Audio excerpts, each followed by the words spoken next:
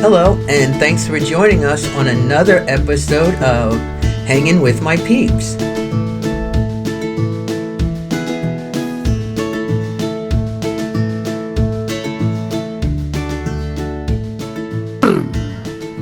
All right, hello everyone, and thanks for joining us on this episode of Hanging with My Peeps. And today's topic is the poor. How do Christians deal with the topic of the poor? And okay.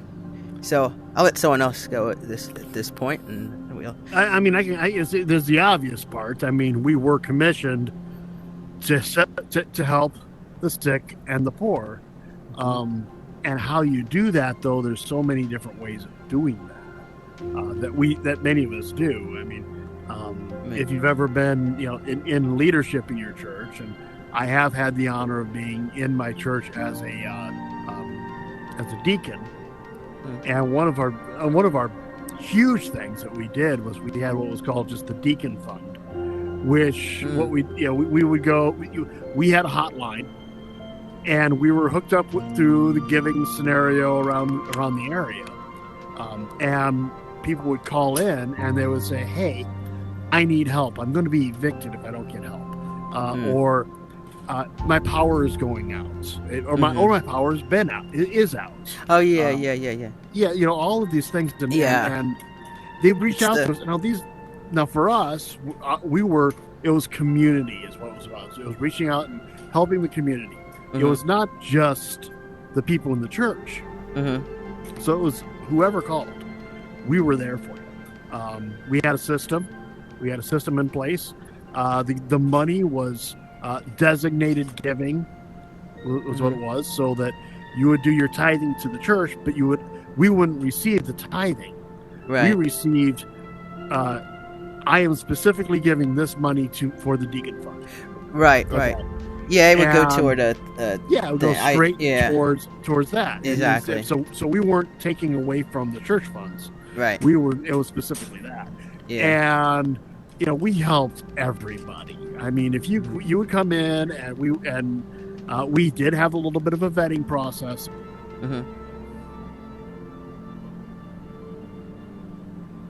Oh no. He disappeared. So I lost connection for a second. No. But we had we had a form you had to fill out. Even though it was a free gift, we still had requirements by the government that we had to follow in order to do. Right. Okay. So it's because the money, we had to show that the money was going to was this being person. used for right.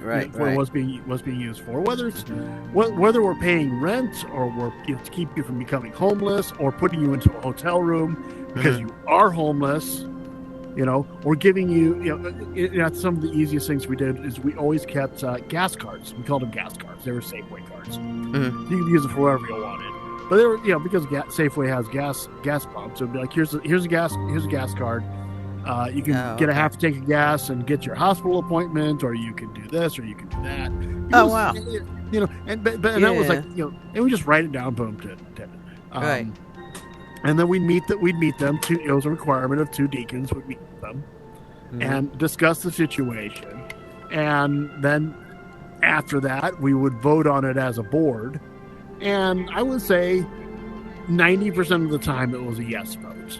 And the other 10% was because you're trying to scam us. Right. Okay. Right. Because I mean, there's people. We had what we called frequent flyers. We set a rule of you could come to us once a year. And there's other resources out there in the community, so you can go to them as well. You can come to us once a year, and so after I was with the deacons for 6 years, I really got to know the system well. And after a while, you start to see the same faces, The same people, right. And so you would, and then you would hear their story, and you'd be like, you told the exact same story for 2 years in a row. Right. You know, I you hear wouldn't you. call them out like that, but it would be it would be like when you put it out. But you would there, know it. Yeah, So- you would know it. Yeah. The people who were like, if these people were like poverty, like in poverty, the people were helping. They were, you know, many of them were, many of them. when your church was giving to them, you know, were their conditions changing or were they the same? Some would change, you know, and that's where we have the concept of like frequent flyers, where we're coming back year after year after year. And, you know, you understand some people are just in a situation in life. Right, You yeah. know, some people are disabled. Mhm, They're probably never going to pull out of it. mhm, Some people are in a generational poverty situation. mhm. Some people have other issues. And you know what we did is like, okay, here's some resources, and sometimes you would counsel them, you know, whether we help you or not, because we never told them in the meeting that we were helping them. But whether we're helping you or not, we have some resources to try to help you get out of this cycle you're in. Right. You Yep. know, and because people get in a cycle. Cycle. Yeah, which is what I had written down earlier. I had written down a few things. Yeah. Okay, so for Proverbs, like 19:17 says, "Whoever is generous with the poor lends to the Lord, and will repay him for his deed." So there's Bible verses of what it says about the poor. So, and I also wrote that from what I see, also there's like two kinds of poor. There's the ones that have fallen on hard times, well, maybe three, fallen on hard times, and have just been so displaced that it's hard for them to get back on their feet, and things happen. And then there's the poor that just put themselves in the situation because they just do not want to do anything. As watching this video today, and I've seen it before, but this old guy, I guess he was in California, he's sitting in a chair and stuff, and he's just like, I like being poor, I don't care, look, I can like do this and I can do that, and I like my freedom and stuff. And so you got those people. But I think with the Bible, that person just simply freely. yeah, I mean, do you feed those people or what? And I think it all depends. I think yes, with help, because a lot of these people obviously are not mentally stable, so it needs it. And I know a lot of people say, "Oh, these people, they don't care." There are some. I say the real young ones and stuff like that just want to do whatever. There's but there's young and old. There's ones. Yeah, I mean, I've known. Just from being a deacon, but also just in my life in general, I've known more than a few homeless people, and there are ones that, I mean, this is their lifestyle, and to them, this is normal, and for them, the concept of living in a house with walls and being tied to it, being on the grid. Being on the grid, bills. being under the, paying bills and being to them is slavery. Yeah. It's I mean, a if you have slavery control, aspect. if you have control over that and you're good with that, then that's great. Yeah. But some people, the Bible's talking about the ones that life. They choose that life, exactly. So I don't say that helping them is whatever, because they like that. Yeah, so that, but they're not even on the radar. The thing is that we should still help them. But with what though? I mean, if they like, it's if not they just like the monetary way of helping them. It's not so much that. As I'll give you an example of something that you do to help a person like that. You buy them a sleeping bag. All right, you pick up a $20 tent from Walmart and you hand it to them. Oh, I thought you were talking about people like already had that, I've noticed about and they were like when you buy them things, you buy them things like that, you're afraid someone might take it from them.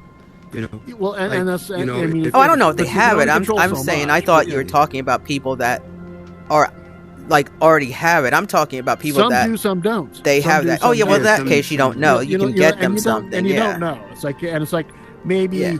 Okay, if you want to get really excited, I mean, we used to, and we've actually done it. I haven't done it for a while, but we would actually have those gallon Ziploc baggies, and you would put simple, basic human needs of life. Toiletries and stuff in it. Toiletries, clean socks, dry socks. You have no idea how important dry, clean dry socks are to them. And you have 5 or 10 of these in your car. I mean, and I know you don't drive, but you know what I'm saying. And when you see them, maybe you put it in a bag when you go to the grocery store. It's in your purse or something, whatever. Yeah. And you pull it out and you hand it to them and say, "Hey, because I heard people that would be the better. That would be the alternative. Just then give them money and stuff like that. It is. It really is. And a Bible track. And it really does. It tracks right along with what we're told. And a Bible track, and just like talk to them and stuff like they that. They have a place. You have to listen to you hand them a pamphlet called Our Daily Bread, which is just a day. I got quite a few. My mom would Our like Daily Bread, which is just a daily, a daily study. And they put that in there so that they have that, and you do a little bit of outreach. You maybe offer to pray with them, and you can get to know these people a little bit. One of the things that we have is that my church supports very strongly. This place is a place that is for single parents who are, and typically single mothers, because that's what you see most of the time, who are on the verge of homelessness or homeless. Okay, and what they'll do is, if you are on the verge of homelessness, they'll vet you, of course. But you walk in there, you get vetted a little bit, and they'll help you. They'll we have that. Yes, in this area, it's social services. That's where you go. That's the church, but we have it. Yeah, we have social services here. Yeah, so social services will do that. Although it'd be great if the church does. And but this is what I don't think that a lot of churches. I think really a lot of churches don't do this kind of thing. I don't think so either. To me, that's kind of maybe around the holidays. Like our deacons fund. They don't have that. That concept of that deacons fund I told you about. Yeah. Where your job is. It was a huge part of our job as deacons. We did more of that than we did the inner workings of the church. We spent more time with doing that. I thought it was great. Because the concept of deacons is to take load off of the pastor or priest, so that they can do their job, and they're not stuck doing all these little things. So the deacons did it, right? Yeah. And this is one of the things that deacons did. And again, I'll say it again, because we did not turn people away for any reason. Okay, we help people of different faiths. We've helped people Muslim people. We helped gay couples.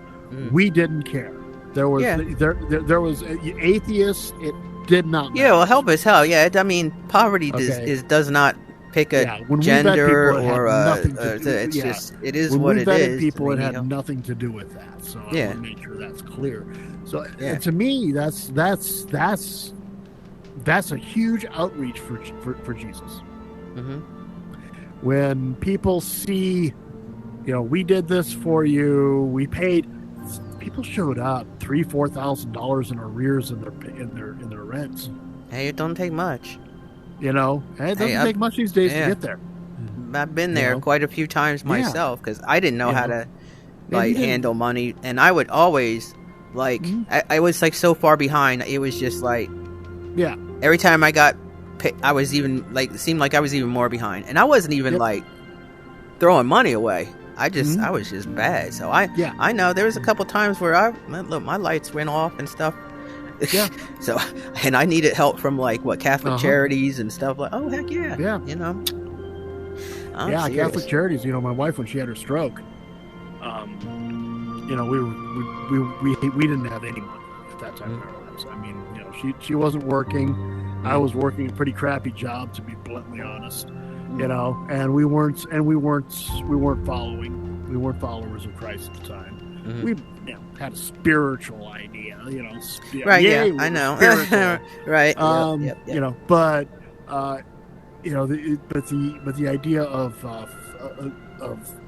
getting help was foreign to us, and that's one of the things about it. It was. But when Valerie had her stroke, and she was in the hospital. We're talking, we're jacking up some bills in there, buddy. I bet. Okay, You're talking about hospital now. That was a bill. Hospital. Yeah, boy. Those she are the had biggest bills. neurosurgery, dude. That alone at that time, and this is 20 years ago, was over $20,000. Okay. Thankfully, we were married, so she was on my insurance, so the insurance covered a fair amount of it. But insurance generally leaves about 20% hanging around. Yeah, still, yeah. It does. It's the best. So we, if people argue that we have a horrible health system, I can attest. Yeah, it's pretty crappy. Probably going to get even worse. We have good health service, but not good health system. Assistance. So, but Catholic Community Services came forward on that, and just cleaned that all up for us. In a way that it's just like, wow. I mean, they just took care of it. Right. And so that, and eventually it all, obviously it's just been over 20 years now, so it's all worked out fairly well for the most part. But but there's to that saying, and I written it down today, and I heard of it, and I'm trying to read in the dark now that I don't have my light on up there, but it's give a man a fish and he will and you can feed him for no wait, what is Teach it? him to fish. Give a man a fish and you feed him for a day. Teach a man to fish and he can eat for a lifetime. Exactly. And I think that is such a great principle to put it on, because because you have like so many issues now as they're talking, and it's going to be even getting worse now with people in the system and stuff like that. And now that this whole influx has happened, there's going to be a whole lot more poor, and if the poor that were already here haven't really received help, then just a lot of talk and a lot of money thrown at the problem, but not teaching people to do anything except just be on the system. Right, exactly. Like saying, hey, you got to go do this if you want to do this. You know what I mean? Also, with all of this going on, it wasn't that long ago they shut us all down. Right. They locked us down. Right. Shut us down and destroyed a whole lot of jobs. Because that's the point. That was the whole point. And that's why I'm saying it's going to get a lot worse, because now it's a planned thing. Yeah, and now so they know we'll I know firsthand, because I wasn't able to, but fortunately for me, that we were still getting paid. Yeah, when we were off. Good. Yeah. So that was. Yeah, I because was. Our employers value certain people certain employees, and they know that we come to work, we be on time, so they figure they don't want to lose us. Once work starts again. Right. They wanted you to come back. Because we could have gone and worked someplace else. Yep. Oh yeah. But they made it so tight that people couldn't really go anywhere else. They kind of kept it like. And I was the leader of the deacons that first year of the lockdowns. Okay.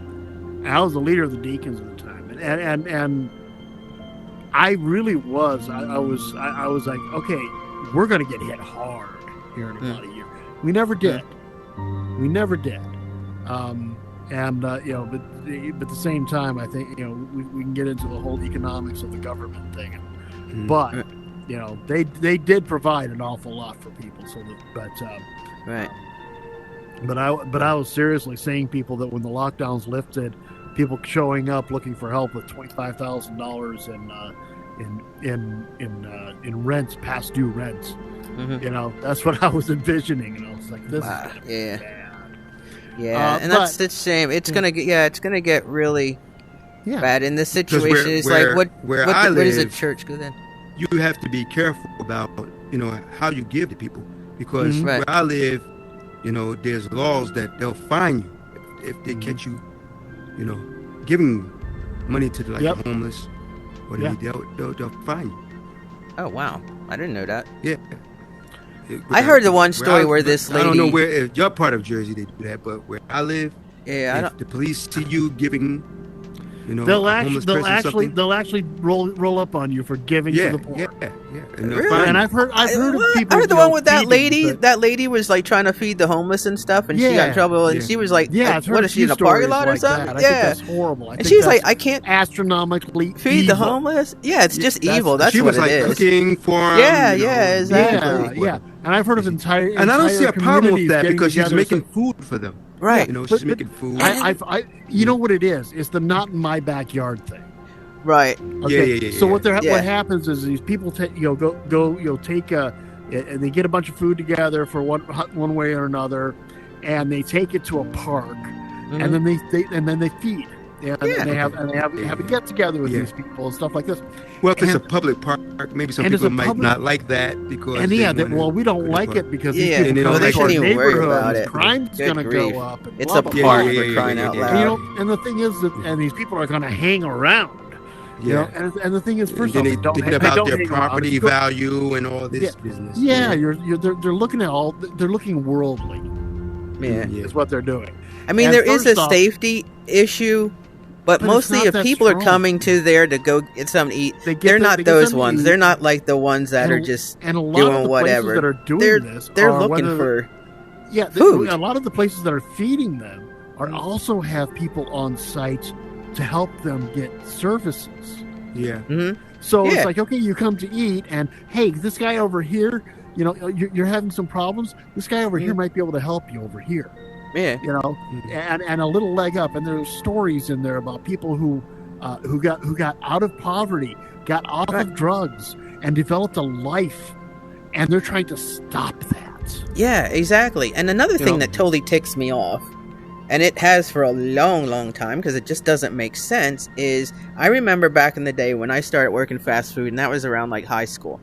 And you could take the food home with you, what it was ever left, Yeah. right? Remember? I worked in a cafeteria and we were Yeah, able to and see you could take the food. food. Now, stores throw out perfectly good Yeah. food. Yeah, I exactly. watched and that this can be one good for- lady. That's exactly what was happening where I was. Yeah. You It know, doesn't I make worked any. in It a- doesn't make any sense, So- and it's like, oh, it's a safety. It's a safety thing. No, Well, it isn't. excuse me. No. It's like No. the next day. I mean, it's the same day food. You can't put that Yeah. to a food bank or something. Yeah, I mean, I knew a place. don't- that I was, wouldn't it was care. called the Storehouse, and it was behind a church. And I'm sorry if I'm getting and- loud. I'm just like, No, all no, hyper no, no. inside. I'm with you. Yeah. I get emotional about this I too. understand because it's like, I seen no, the this- same thing. I've seen. I know like I what you're say, talking but about. they're stopping these things, and to me, Yeah. it's like this is evil. This is It is literally evil. because They want to Yours- control it. They want to Exactly. control It's the like- food. That's what. it's like what are you doing? And You that's don't why they want make it these so hard for to- people to buy it's like, property. It's like, well, buy they can get land. help. They can get Yep. help elsewhere. Where? Mhm. Where where? can they get help? There's Yeah. no more. You have Come stopped on, it depend all. on us. We'll give you That's everything. what it is, yeah. But make And, sure you you know, vote for us now. They have figured Yeah. out how to they figured out that the general population and through the lockdowns that we went Mhm. through, they figured out. You think they didn't learn from this? They figured out that the general population is going to do what they're told. Right. Yep. Okay, Exactly. and they're gonna listen to Yeah. you if the right person says it, you know. Yeah, and they you use know, fear. and then they're going to use Yeah. fear. Tactics. And what is that going to do for people who are in poverty? Mm-hmm. They're gonna Who- listen. Who got hurt the most Yeah. during that time? Mm-hmm. Okay, was it me? Was it you? Was it you? No. Mm-mm. Okay, we were okay. I mean, I was considered essential, and because we sold to the fire departments. Mm-hmm. And we sold to these services, so the fire trucks kept running because of our goods. So of course Right. we're essential. So I never stopped working. But but they took it's like okay, well if you lost your job, you're going to get your unemployment, no questions asked, plus another $600 a week.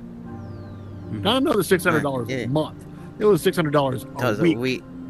Oh, I people remember that. Yeah. Yeah, and I knew people I remember that. who who got laid off from us, Mm. because it's like they did what they did, and they're like, I was making way more money for the last year doing this than working. I got my car paid off. I got this taken, It and was like, hi. there was no problems because you didn't Yeah. have to report. You didn't have to say you were looking for work, and that's usually a thing with unemployment. Right. And they're just that. But they money totally was coming picked and in choosed hand on over that. fist. Yeah. Because a friend of mine, like where I did work at, is like it's a warehouse for clothes, like high end clothes and stuff. And it's like that stayed open. They were considered essential because the celebrities and the elite, they need their clothing, they need their shoes and their jewelry and all that sort of stuff. So it was like wow, But like the mom and pop shops were the main thing. Shut down. But the things that they kept open, and where's the pat on the head stuff? It wasn't just that. It was the things. Some of the things that they kept open because of the way they classified the places. Yeah, just blew me away. Why would the marijuana stores still be allowed to stay open? Yeah, people need stuff to do. Liquor why would stores. casinos get to stay open? Why would Yeah. But they would close down beaches. I know that one poor guy that was out there surfing. The cops went to chase him, and get him off the beach. He was the only one. He would, a guy fishing out in the middle of the lake on a boat. Yeah. They like, you must come in. I'm in. No, I don't trust you. You might have COVID. I'm not coming in. There was one guy, crazy. And they tried to shut down the churches. Yes, they did. They tried. They did. To. Yeah, and some places they and did. some did. And Mine church, I went to. But then we had the riots. Mm-hmm. And that was okay though. That was okay. So it's like they were talking on both sides of their mouth. Yeah. And now we're having we had these congressional hearings that go nowhere, but they don't do anything with it. But they asked them, so how come you would close down a church that is having services outside, properly spaced? Yep. See, they couldn't do that, but these people over here could happen. Well, I don't remember. Everybody remembers that, dude. Everybody remembers that. And everybody. So the places that were actually helping people, they shut down. So that everybody had to, because they it's their job. That was crazy. That was nuts. Crazy time that was. It taught you a lot, And, oh my goodness, it's funny. I mean, I did not come out of that the best person in the world. I came out with a lot of wisdom. I'll tell you that much. I came out with a lot of wisdom, but I also came out of that with a lot of. I came out of it with a lot of suspicion. A lot of suspicion, right? And a lot of angst, a lot of wisdom and suspicion. There you go. I still have that to this day. I still have. My trust of authority in this world is not. It's done. It's done. And yet we are told in the Bible that all authority comes from God. From God, and it does, because if somebody is in authority over you, you have to keep that in mind. Well, authority. Somebody is an authority over you, whether it's a statesperson, a police officer, your boss. You have to keep that in mind, and that's very, very, very difficult for me. To accept these people in authority over me, right? When they have proven they are not worthy of the authority over me, right? Okay. And so, a lot of things were revealed. Like the corruption, it was. The propaganda, the gaslighting. I was a thin blue line guy. I liked. I supported the police before. I started doing that now. I'm kind of like, I can't do it. I can't do it. I cannot do it now. I don't know. There were too many cases of them just going in and shutting people down with no proper authority, except for, the mayor says I have to do it, so I have to do it. Yeah, and then just doing it. It's just my job. It's like, my gosh. It's my job. I'm just doing my job. Don't you see what you're doing to your own people? And that's like, you're like doing that? That's how I was thinking about it. Who else said I was just doing my job? Yeah. Oh, exactly. That's right. That was at Nuremberg. That was the number one defense at Nuremberg. I was just doing my job. It's scary. It's like you want to because there's good people. But they got a lot of them. But some of them. Yeah, they did. But like who was the builder? The one that was building for Hitler. I can't remember it anymore. No, I don't. They just put him in jail. He eventually got out. Some of them were executed. Yeah, Goring and Goebbels. So I mean, and today they'll do things. I mean, I'm sorry, and I know it's a failing of mine right now. It actually is something I feel bad that I feel this way about police. So do I. I really do. Because I really do. the crazy thing is, when I went out to college, I went for law enforcement. So I feel extra stupid. You know what I mean? But it's like, but it's disappointing. But in some of those things that were happening, I was actually, where's the National Guard? Where's the Army? You know?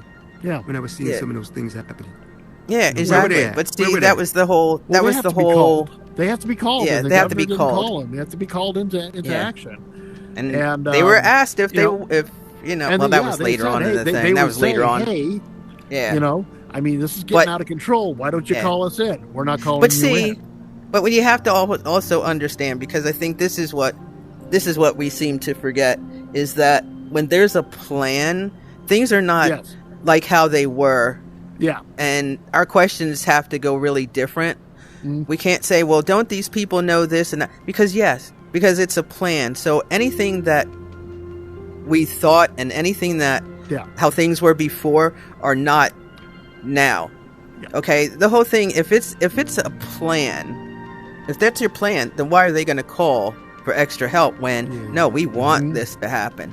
So I think our voice, not our voice, our language has to change. Like we say, these two conversation things have gotten deep, but we've definitely gotten off the subject. Yeah, but let's say, okay, for the homeless. Yeah, here we go again. But that's just us.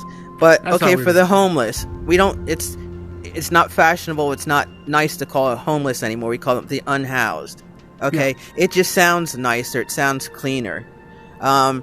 We call them now migrants, when in fact, no, it's illegal aliens. We're going to call it what it is. They're not here legally, so that's what it is. The whole alien thing, I don't know. I don't even like that, but I kind of like calling them illegal migrants. Things now, because you called racist.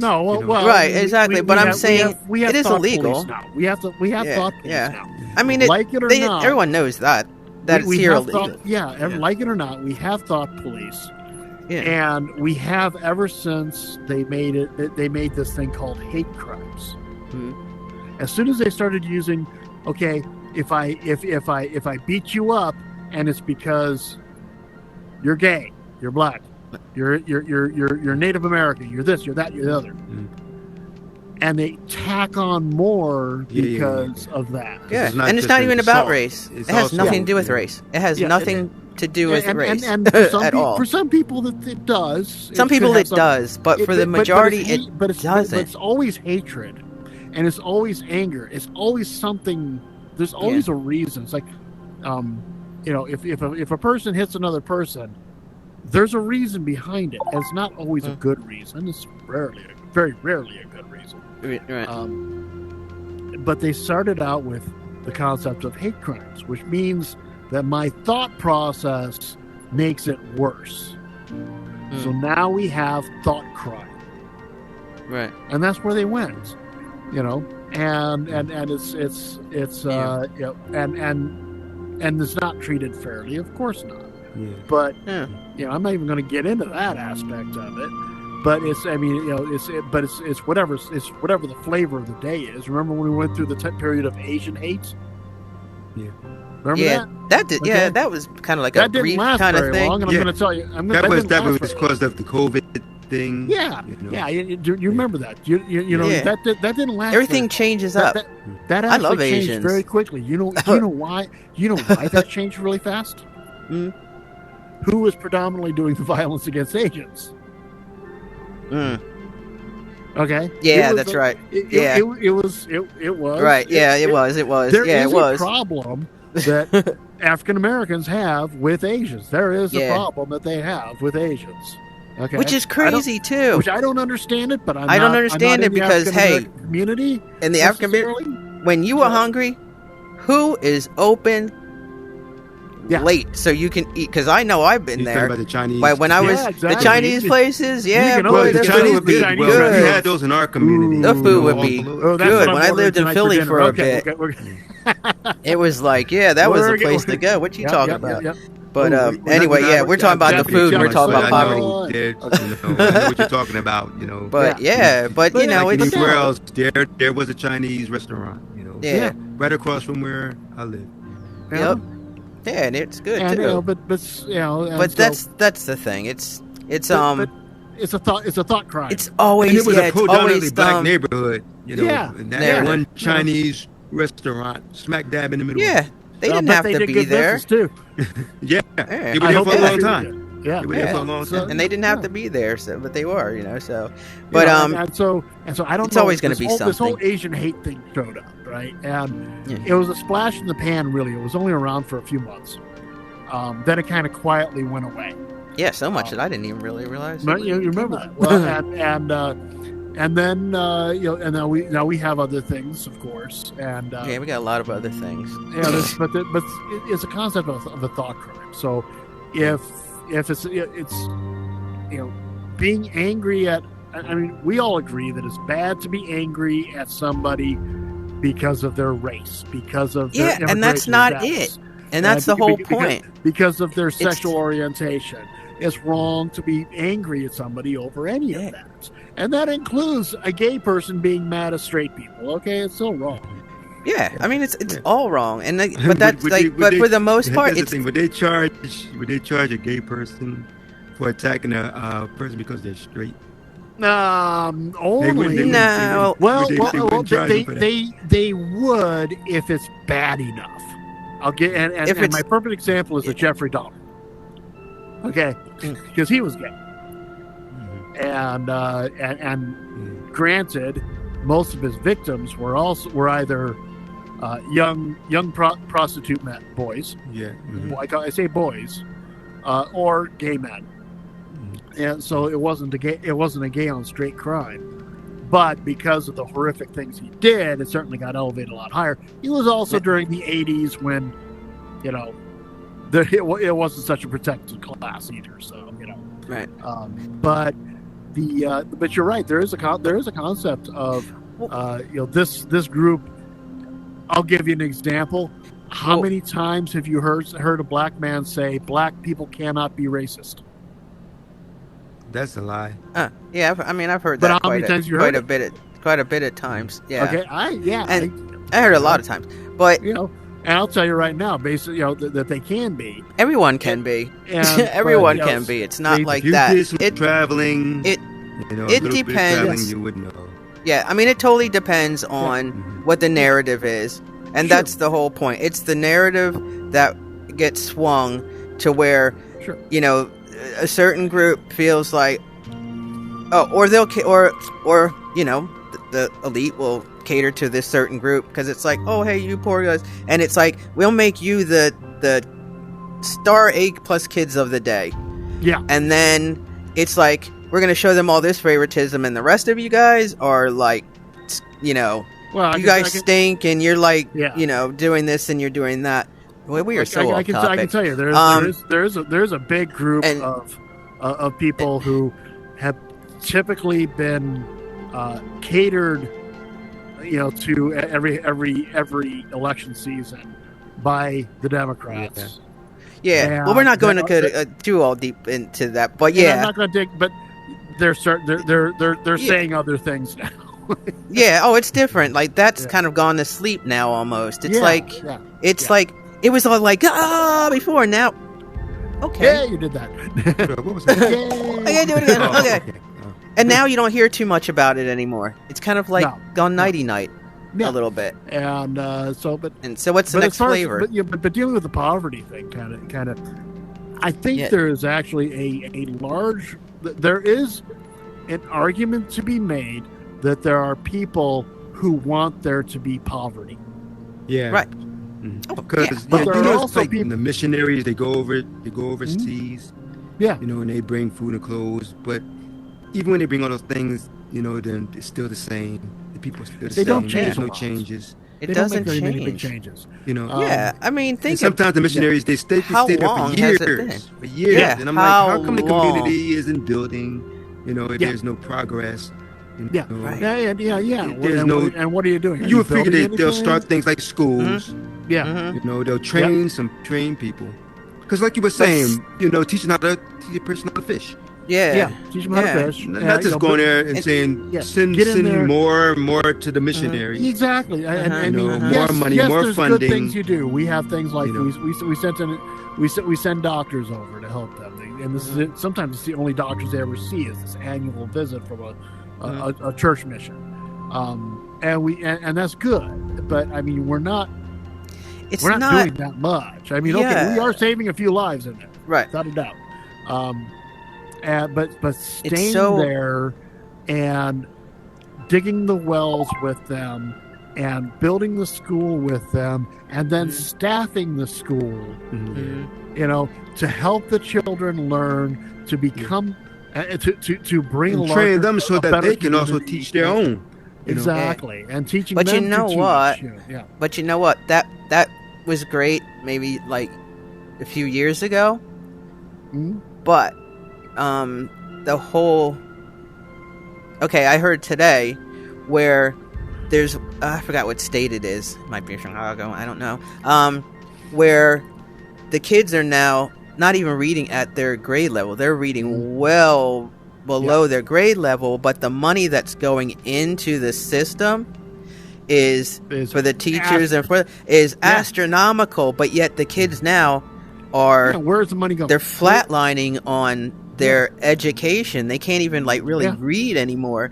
And to the they always talk about black and brown people and the disadvantage. Well, for crying out loud, what are these mayors and governors doing? What is the government doing? Because they're not, because nothing is happening. You would think the way that they talk about it so much that you would think walking down these neighborhoods should be paved with tree-lined streets and clean stuff, and the streets be done. You find out, and you find out it's things like that. Right. You would think it would be, and so when people keep, and I don't even think half the people I don't really think vote. Mm-hmm. I don't know. I don't know. I can't say I'm not there. Out with but some of these things, what you find out is like you look at the ratios of things, right? So you have administration, and then you have teachers. Okay, the administration oversees the teachers and everything. What you're seeing is the grandson walking in. So you have a teacher to administration ratio that's out of whack. Mm-hmm. So it's horrible. So anyway, you can hear my grandson. I do have to go. We are going. Okay, so I want to thank everyone for coming, and we're going to have the rest of this as a part 2 for next topic. Definitely. Okay, and we're also probably gonna pipe in some of the social justice thing. It is deep what it is, but people, that's what it's about. Being able to have a conversation, not being mad, and no one's prejudiced here, no one's racist or anything like that. We have to stop this narrative if anything's ever going to heal. Yep. So okay, so that's it for this episode of Hanging with My Peeps, and we'll see you next time, God willing. Okay. Bye.